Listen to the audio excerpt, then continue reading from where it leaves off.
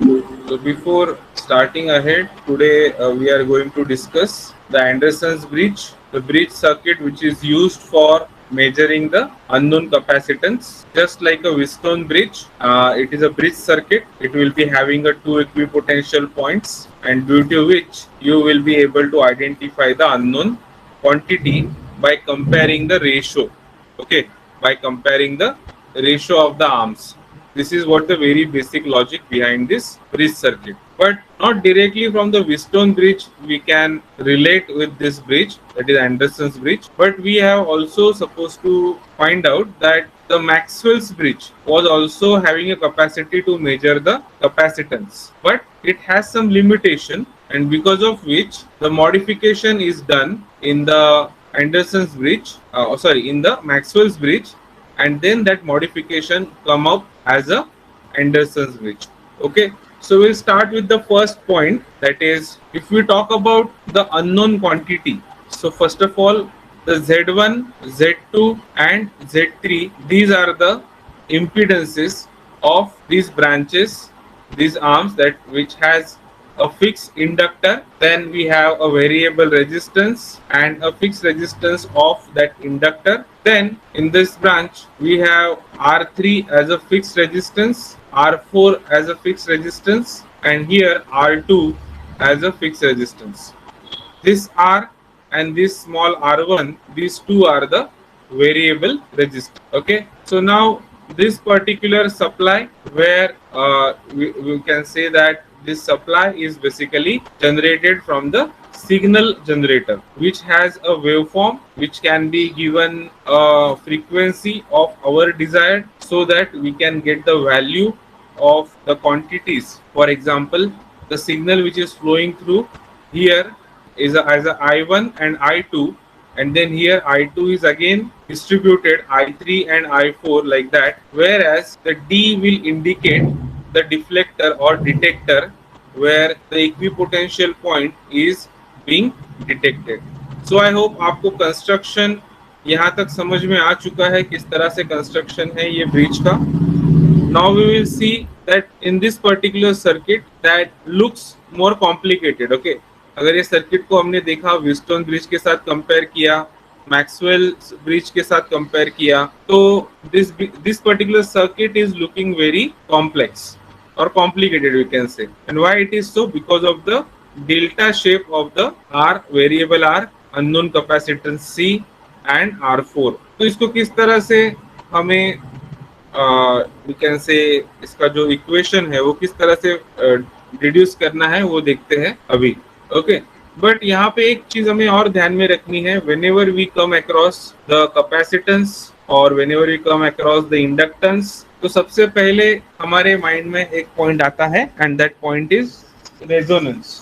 It means अगर आपका inductor और कैपेसिटर ये दोनों के वैल्यूज अगर कुछ फ्रीक्वेंसीज के साथ मैच हो गए, तो वहां पे इंटरफेरेंस आ सकता है. And to avoid that interference we have to make arrangement that जो एक्सटर्नल रेडियो फ्रीक्वेंसीज है या जो भी फ्रीक्वेंसीज है सिग्नल्स की, उनकी वजह से हमारे कैपेसिटर्स को और जो इंडक्टर सर्किट में यूज किया है उसके ऊपर कोई भी इंटरफेरेंस नहीं आना चाहिए.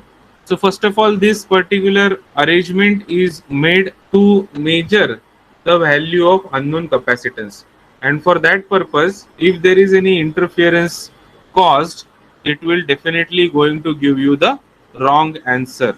I hope this point is clear to everyone. So just type yes in the chat box if you understood why the interference should be avoided due to radio frequency signals, and how to avoid that. It is by properly shielding the devices. Is that clear, everyone? Am I audible to you? Just type yes in the chat box. Perfect. Now, if we are keeping this particular circuit for another use, that is we can also use this circuit for measuring the inductance also, then this particular same circuit can be used for measuring the capacitance as well as inductance. Now how we are going to do that? So first of all, if the capacitor value is known and it is a standard capacitance, then we can measure the value of L1, that is our inductor. Then this particular like components like R1, L1 and R variable, which are the part of the first arm, you can say, or first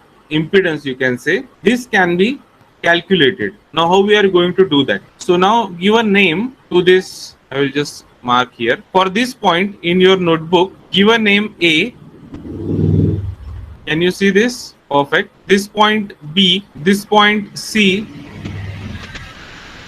and this point D. The middle point here is E. Okay. Between the point A and point C, we are connecting our source, or we can say a signal generator. And point B and point E, we are connecting our detector D. Okay. Now our aim will be to connect this point B and point E as a equipotential point. अगर equipotential point है तो detector will not be detecting any potential difference. Okay. Now in the next point, or we can say the balance condition of the bridge, that we have to vary the small r as well as this r1, and due to this variation we can see here whether our detector is detecting any potential difference or not, or any signal in between the point B and point E. Now if we consider that there is a balance condition, okay, what we consider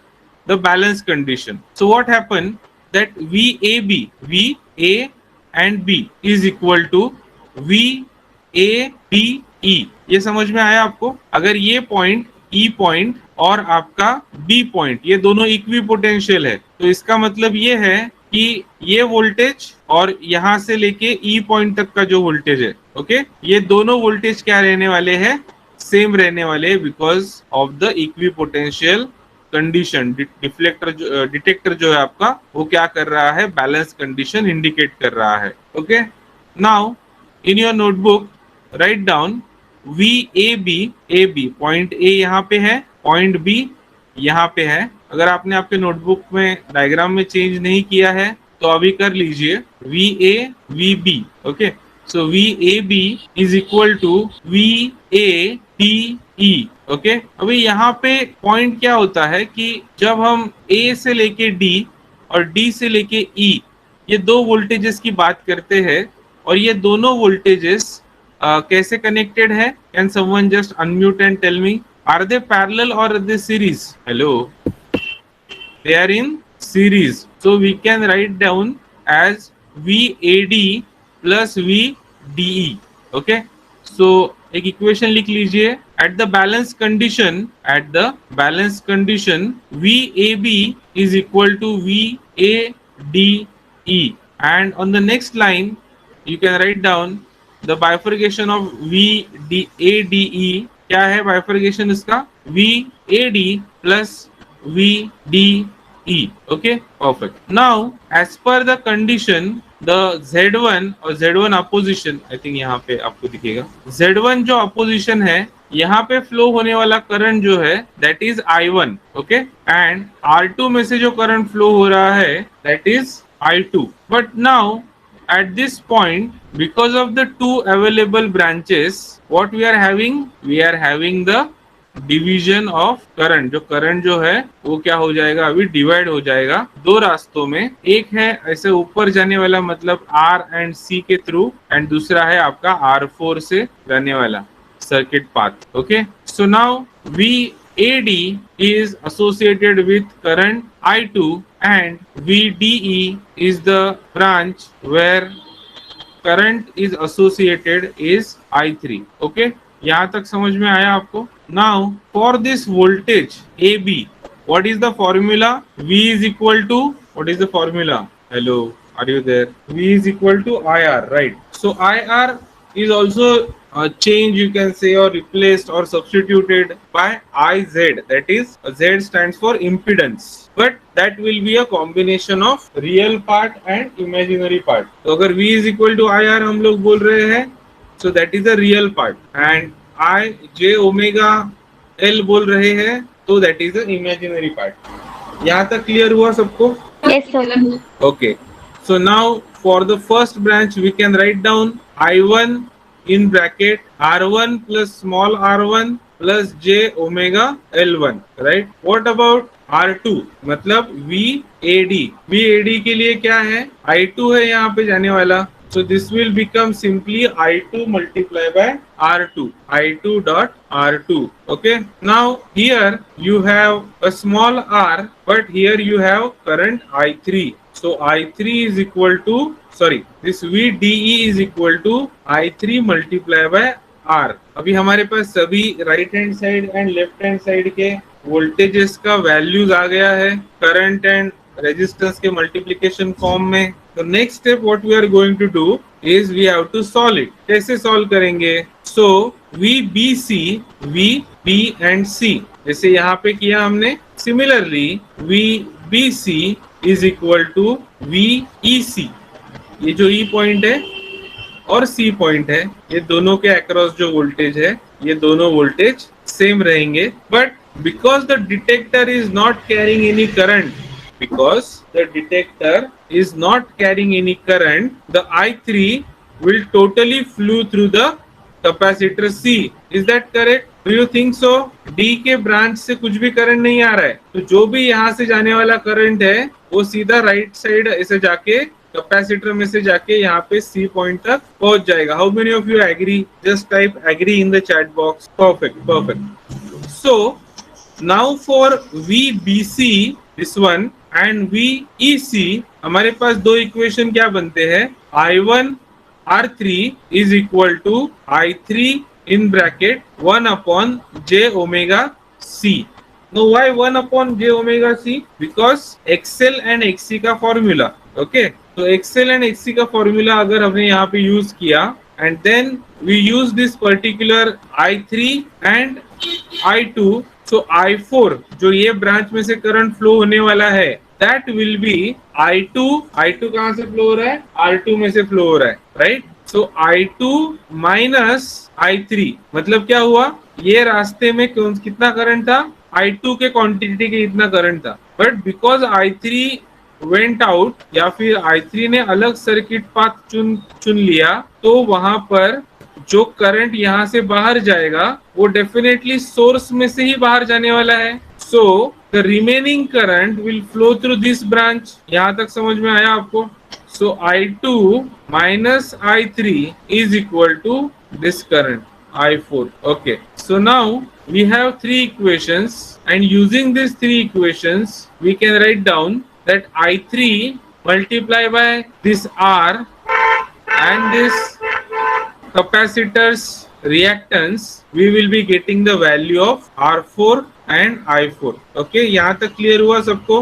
So now if we substitute the value of this R1 and L1 as an unknown quantity, then we can get the value by using the formula. अभी तो आपने जितने steps किए वो steps को अगर आप summarise form में लिखते हो तो आपको मिलता है R1 is equal to this R1 is equal to R2 multiplied by R3 divided by R4 minus small r1. क्या मिलता है इसको सब रिड्यूस करने के बाद? R1 is equal to R2 R3 upon R4 minus small r1. Now this R is the part of real part, right? Real part है वो इक्वेशन का. अभी इमेजिनरी पार्ट देखते हैं जिसमें L एंड C ये दोनों रिस्पॉन्सिबल है या दोनों वहां पे प्रेजेंट रहेंगे. So now L1 will equal to C R3.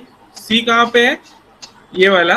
And R3 divided by R4 in bracket small r, R3 plus R4, R3 plus R4 plus R2 dot R4.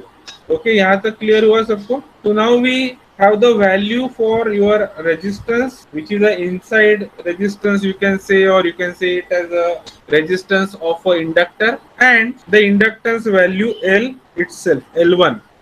Now at the right hand side you can see there is a capacitance C mentioned.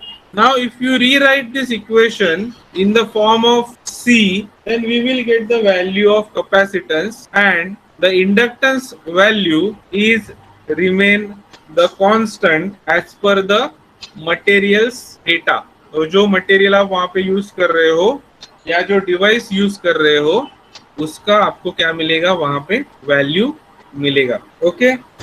So I hope यहाँ तक आपको समझ में आया that by using this particular bridge we first able to calculate the value of inductor, the resistance associated with the inductor, and also we can calculate the value of capacitance.